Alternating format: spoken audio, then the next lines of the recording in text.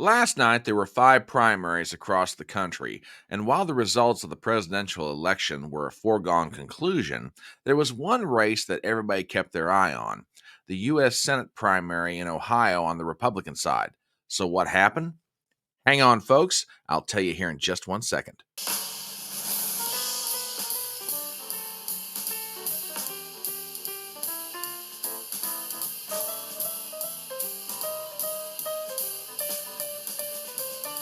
My name is Brian Trippett. I am your front porch conservative. Step on up to my electronic front porch and let's talk.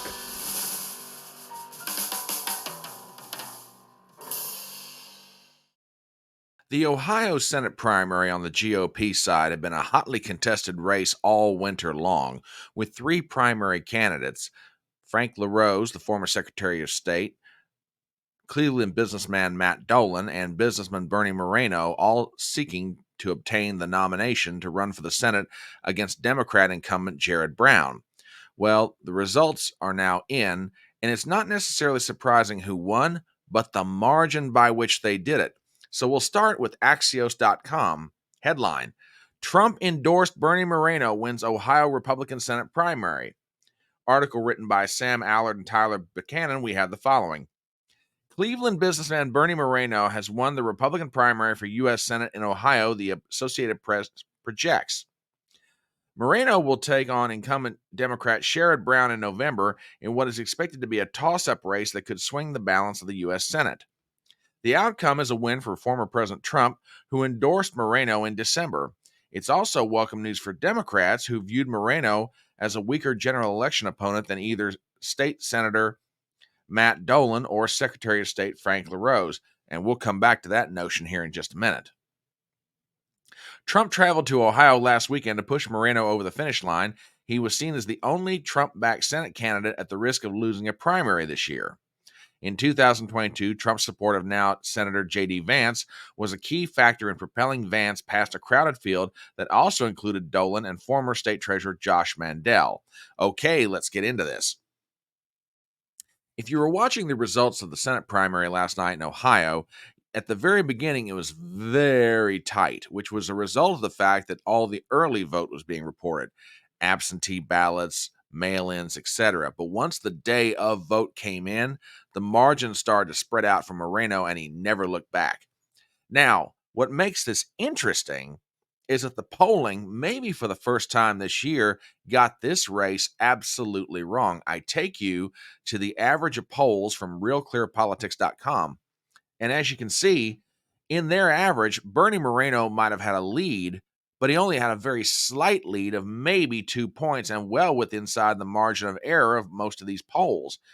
With the exception of the Data for Progress poll back in November, which showed LaRose had a 10-point lead, these poll results were all very, very tight going into the election. But what happened was, tight is the last way you ought to describe the end result. Take a look at this from Decision Desk. Bernie Moreno won with almost an 18-point victory. He won with a 200,000 vote, almost 200,000 vote margin, and never lost a single county in the whole of Ohio. Let me say that again. Bernie Moreno didn't lose one single solitary county in the GOP primary for the U.S. Senate. Like I said, at the beginning of the night, it was looking kind of tight. The lead swung back and forth between Moreno and Dolan, but in the end, Moreno just flat blew him out. Now, let's look ahead to November. Sherrod Brown is by no means an easy out for the Republicans. He's been there since 2006, and ironically, he won his seat against now current Ohio Governor Mike DeWine.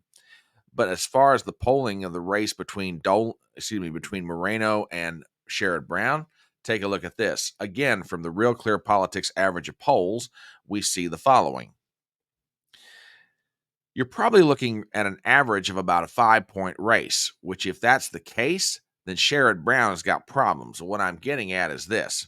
Take a look at the margins of victory on Sherrod Brown in 2006 when he first was elected to the Senate, 2012, and 2018. In 2006, which was a Democrat year for sure, Sherrod Brown blew out Mike DeWine by 12 points. Okay, in a heavy Democrat year, you would kind of expect that. But the next two elections, 2012, Brown won his seat by a margin of 6 points, and in 2018, he won his seat by 6.8. In other words, if the polling is right, and Bernie Moreno is only on average about 5 points behind Sherrod Brown right now, it's March, and that's a long way to November. He's got plenty of time and the opportunity to raise money and the opportunity to call in some pretty big heavy hitters on his behalf, particularly the man who would be his counterpart in the U.S. Senate, J.D. Vance. Now, Moreno, by and large, is touted as America first, but there's one area that leaves people with a little bit of suspicion when it comes to Bernie. I take you to an article from PJ Media, and this was brought to me by one of my regulars, and I thought I'd go ahead and mention it here just for the sake of trying to be fair about all this. From PJ Media, article written by Paula Bolliard, GOP Senate candidate Bernie Moreno mocks gun owners. Do you really need 100 bullets? This is an article written on March the 4th of this year. Bernie Moreno, who's currently running in the hotly contested Republican primary for the Ohio Senate seat currently held by radical Democrat Sherrod Brown, claims to be pro-Second Amendment. It says right there on his website where he claims, quote, he will vigorously defend our constitutional rights, especially on the Second Amendment. How then to explain him mocking gun owners and calling for universal background checks in a 2019 podcast? Moreno, who is former President Donald Trump's endorsement, joined Michael Haddock on his podcast, Fortify Your Data. The conversation veered toward political issues. Moreno was the first to bring up guns. Quote, on the gun debate, we can't say this is how many magazines you are going to have. What kind of gun do you need to have that has 100 bullets in it, he asked. That doesn't mean I'm going to take away your GD gun. Do you really need 100 bullets at one time? I mean, do you have that kind of ADD? No, I want to shoot 100 bullets. Moreno and Hudak laughed hysterically at the notion that someone might want to stock up on ammo. There's a lot of deer out there, Hudak quipped. And are you going to eat a deer when you put 100 bullets into it? Moreno asked, more hysterical laughter over some of our more sacred rights. Quote, can we have some type of guns that you say it's kind of like porn? PG, R, not R, more laughter. Can't there be some common sense that says one gun is probably out, right? Without infringing on someone's rights? Can't we have universal background checks? No and no. Moreno went on to insist in the 2019 interview that he had no interest in getting involved in politics.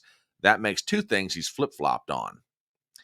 Well, okay, fair criticism and fair enough. Moreno's going to have to answer this at some point to the satisfaction of gun owners in the state of Ohio. But as it stands right now, the race is set. My thoughts on it? Like I said, Sherrod Brown is not going to be easy to pick off, but I disagree with Axios.com and supposed Democrat experts on this question. I will argue that the Republicans actually enhanced their chances of picking up this seat. Keep one thing in mind. With the exception of 2012, Sherrod Brown has never faced a strong Republican presidential candidate. Now, I mentioned 2012, and please don't misunderstand me. Mitt Romney was not a strong Republican presidential candidate. Matter of fact, he only won one county in the state of Ohio, if recollection serves correctly, about 2012. But my point is this. In 2006, when he was elected, it was an off year, no presidential election. 2018, Sherrod Brown avoided going nose to nose with Donald Trump on the ballot. 2024 is a completely different animal. Donald Trump is at the top of the ticket. That is going to redound to the benefit of anybody running against Sherrod Brown. Now, if Sherrod Brown's historic margin is, let's say, 6, maybe 6.5%, excluding, of course, his initial win in 2006, then I'll make an argument. Trump's on the ballot. It's a presidential election year. Ohio is very Trumpy these days. That could definitely bleed down the ticket to the benefit of Moreno. But we'll have to see what happens come November. But for right now, this to me is definitely a race to keep an eye on. But that's what I think about it. What do you think? As we start to wrap up this video, please do me some favors as always. Number one, if you're not a subscriber to my channel, please do so. Number two, Please hit the bell for notifications. I want to make sure you're always aware when new material is coming out, be it a video or a live stream. Number 3, please leave a comment below. Number 4, share the video around. And finally, give me a thumbs up. My name is Brian Trippett. I am your front porch conservative, and I'll see you next time.